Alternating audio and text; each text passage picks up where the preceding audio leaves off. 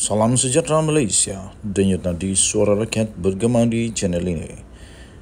Jangan lupa tekan butang subscribe, like dan share. Malaysia kita punya, cintai Malaysiaku, kita jaga kita.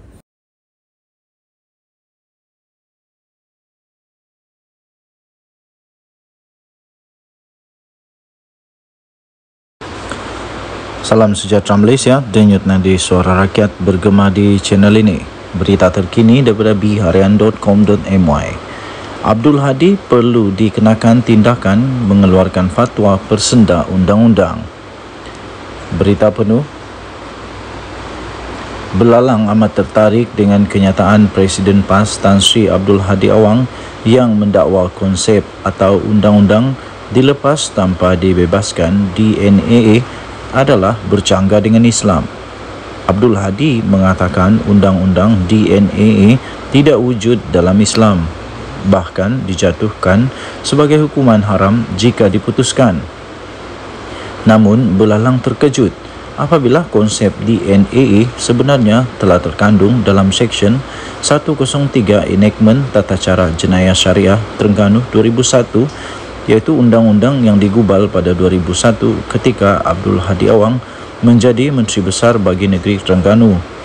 Bahkan enactment itu hampir sama dengan Seksyen 254 Kanun Keseksaan yang digunakan pendakwa sivil.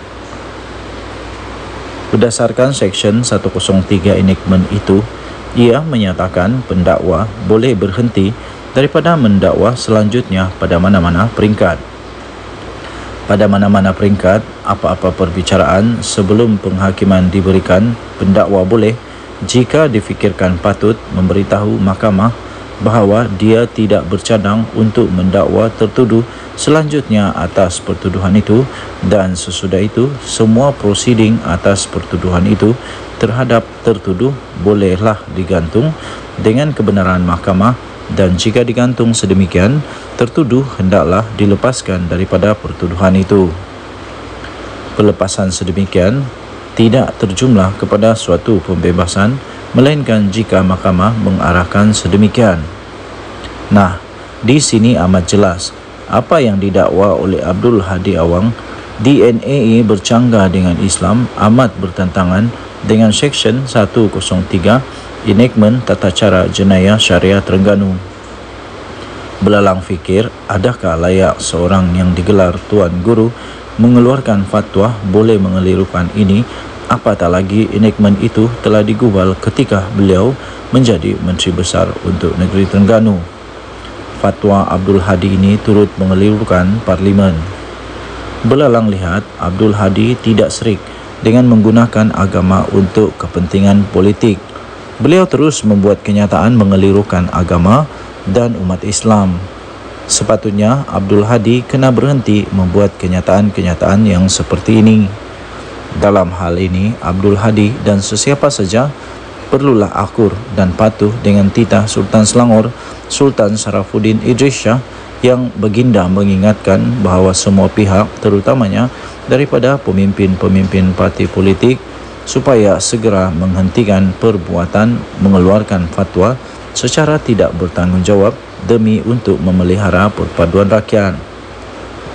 Sultan Selangor dalam titahnya telah bertitah sekiranya fatwa dibenar untuk dikeluarkan orang dan pemimpin politik, ia akan boleh mencetuskan perbalahan, perpecahan dan keganasan dalam masyarakat yang akhirnya meranapkan tamadun bangsa. Baginda yang juga adalah pengerusi Majlis Kebangsaan bagi Hal Ehwal Agama Islam MKI meminta supaya agama tidak diperalat bagi meraih sokongan kerana rakyat akan menjadi mangsa kepada perbalahan orang politik yang menunggang agama.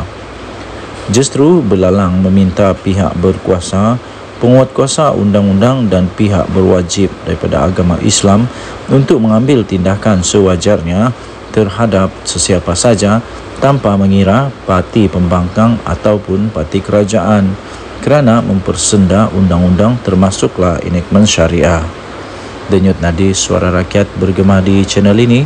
Untuk mendapatkan berita lengkap, sila layari bharian.com.my bertarikh 17 September 2023 jam 9.21 pagi bertajuk Abdul Hadi perlu dikenakan tindakan keluar fatwa persenda undang-undang.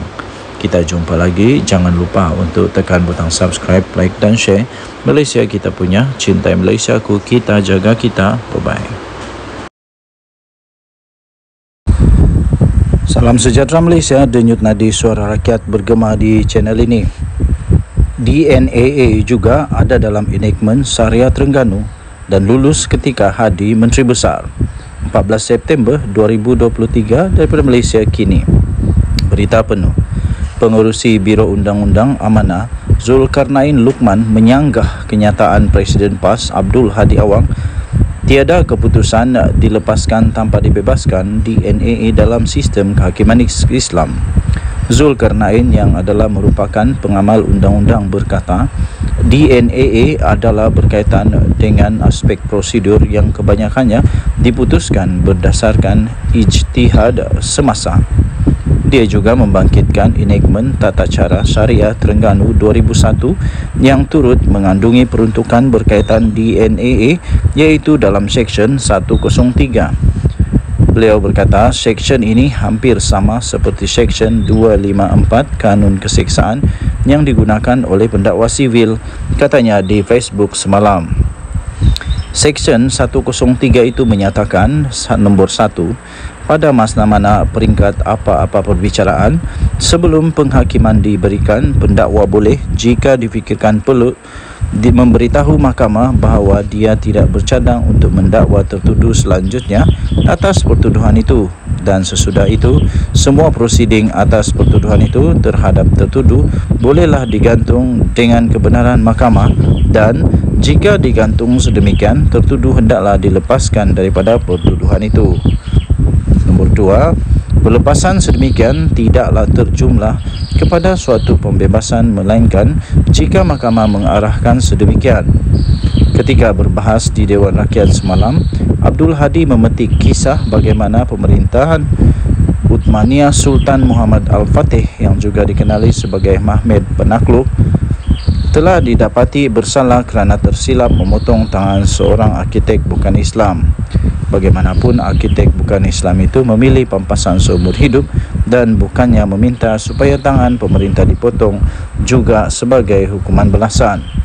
Menurut Hadi, kisah ini menunjukkan kuasa untuk mengampun, menuntut tindakan sama rata atau menerima pampasan adalah mengikut budi bicara pengadu.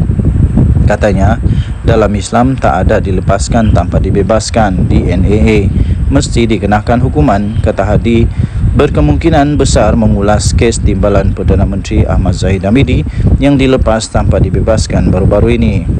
Mengulas lanjut, Zulkarnain turut membangkitkan enactment Tata Cara Syariah Terengganu 2001 yang itu digubal ketika Abdul Hadi sendiri menjadi Menteri Besar di negeri itu.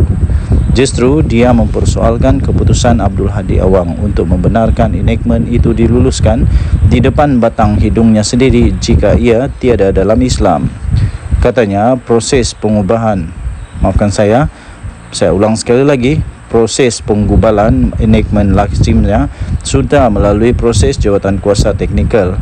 Dalam konteks Terengganu, pastinya Mufti dan Ketua Hakim Syari sendiri akan terlibat.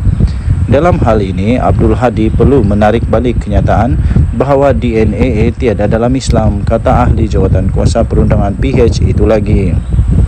Semalam, ahli Majlis Ulama UMNO, Khairuddin Aman Razali menyifatkan Abdul Hadi keliru dengan hukum hakam Islam, memandangkan DNAA adalah sebahagian daripada kaedah Al-Aslu Ba'aratu Zima. Kaedah itu menyamai konsep seseorang itu tidak bersalah sehingga dibuktikan sebaliknya di mahkamah, dan secara literal diterjemahkan kepada seseorang pada mulanya bebas daripada tanggungjawab. Khairuddin berkata, ini bermakna seseorang pendakwa dibenarkan melepaskan tertuduh jika ada keperluan untuk siasatan lanjut. Denyut nadi suara rakyat bergema di channel ini. Jangan lupa tekan butang subscribe, like dan share. Bye-bye.